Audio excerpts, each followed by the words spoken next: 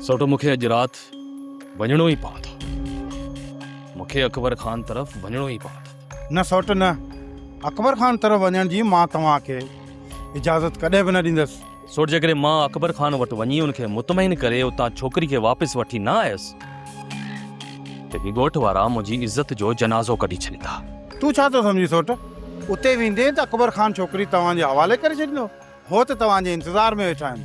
उते वेंदो या त मारिया वेंदो या त क़ैद थी वेंदो। बाक़ी वापसि हू तव्हांखे कहिड़ी सूरत में बि न छॾींदा। हिकु छोकिरी मूंखे बेवकूफ़ बणायो हुई, हिकु मामूली छोकिरी। मूंखे ख़बर ई नथी पवे त उन वक़्तु मुंहिंजो अकुल केॾां गाह चढ़ण वियो हो जो मां उनजी हर जीअ सां जीअ मिलाईंदो रहियुसि। मां इहो बि विसारे वेही रहियुसि तो हिकु दुश्मन जी धीउ आहे ऐं दुश्मन जंहिंजी फितरत ई सिर्फ़ु धोखो आहे।